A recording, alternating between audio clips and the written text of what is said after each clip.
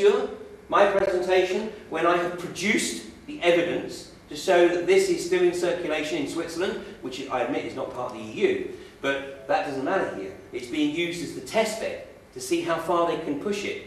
If you want to censure me, send my presentation to the media and get the media to investigate it and comment on it.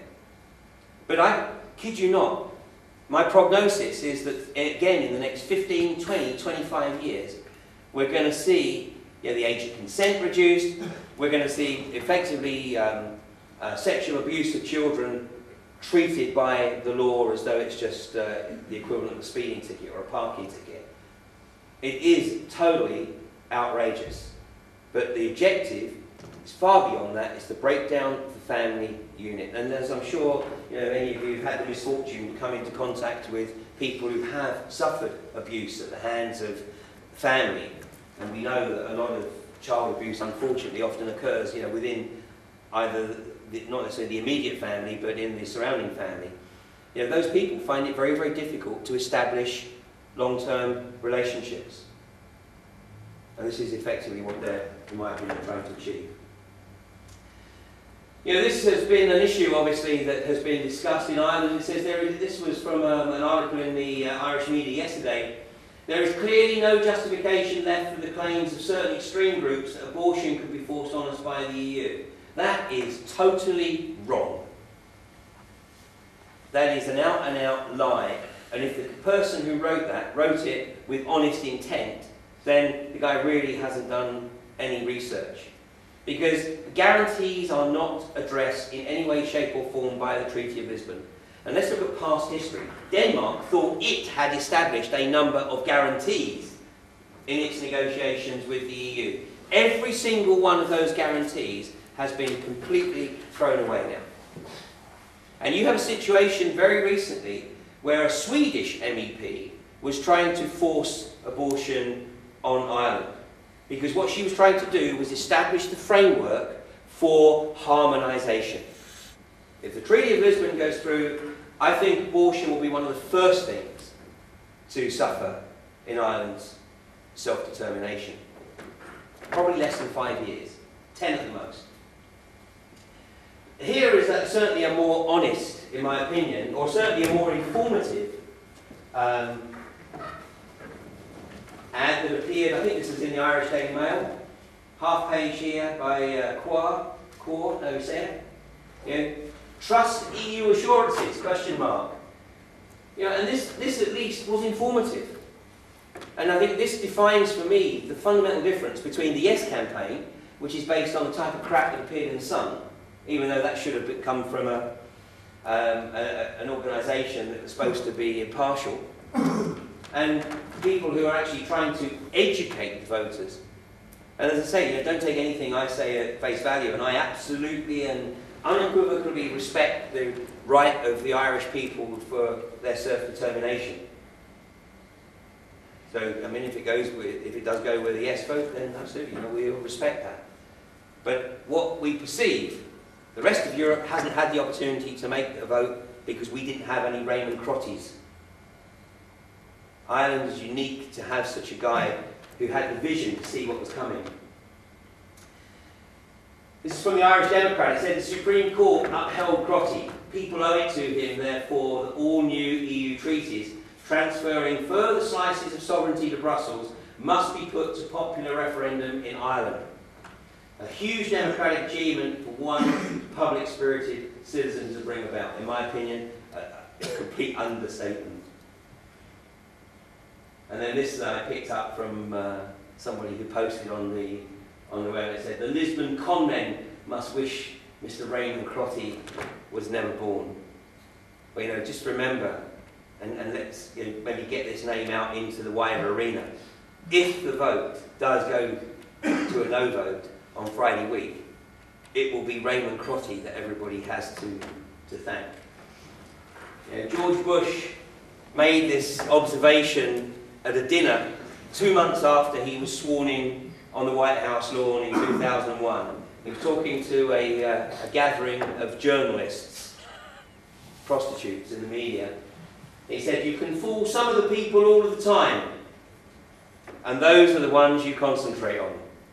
Well, yeah, ladies and gentlemen, it's 5 minutes to midnight as far as true democracy is concerned within Ireland, and certainly the remnants of democracy in the rest of Europe. But even by coming along tonight, you have proven that you are not some people. Ireland has an awesome responsibility over the next 10 days or so. I only wish, along with about 499 million others, that we were able to participate in that process. Unfortunately, we've been denied it, so the onus is on you. Thanks very much for your attention.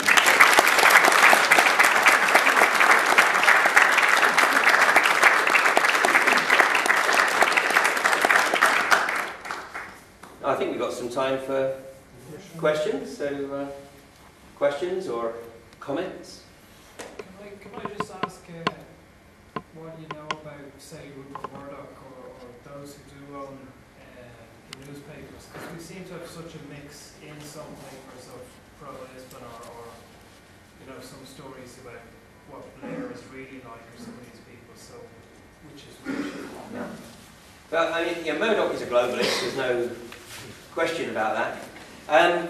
But you know, one of the reasons I do use a lot of newspaper cuttings in my presentations on many different subjects is because the globalists have a belief system that's actually very different from what is presented to the masses. But part of that belief system is that they have to put out into the community the truth in one way, shape or form. Now they will do it in such a way that the vast majority of people don't latch onto it. So you can always find the intent or the information as to, you know, what they want to do out there. But you know, the vast majority of people unfortunately don't join the dots. So you know, Murdoch is a very, very astute player. I mean, he's right up there. But these guys, all the people whose names we know and we rattle off in the course of these types of discussions, they are not the real players. You know, they are the actors. They're what I call the Sonderkommando. You know, the Sonderkommando, unfortunate term perhaps, but it best describes what's going on here.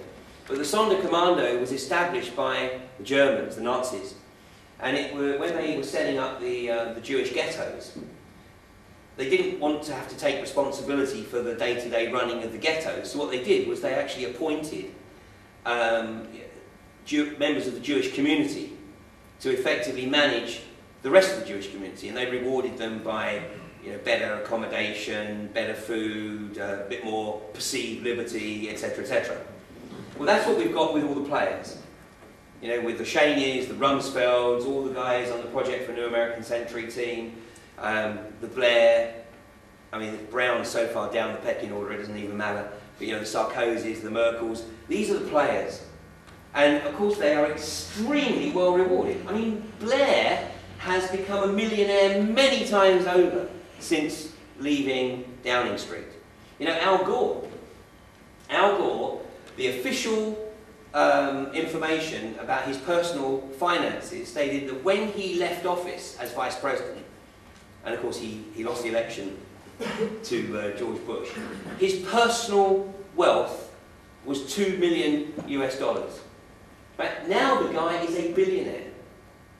And if he is successful in convincing the world to accept his carbon trading system, then he becomes a multi-billionaire. You know, so these guys, they establish their credentials while they're in office. You know, Brown is going to get the pickings, you know, the dross, because he's not really the commensurate player that the likes of Blair is. You know, while the likes of Blair are going to get the cream of, you know, what's on offer. I mean, they are prostitutes to the globalists. And then Gore gets his 2 badges of ego, Nobel and Oscar. Exactly. For the mantelpiece. Yeah. It's completely outrageous. So, I just want to kind of see if we can narrow it down to, you know, what is the purpose ultimately behind it? Is it something as trite as greed and powerless? well, certainly it is the latter. I don't think it's really the greed, because these guys have already got all the wealth they could ever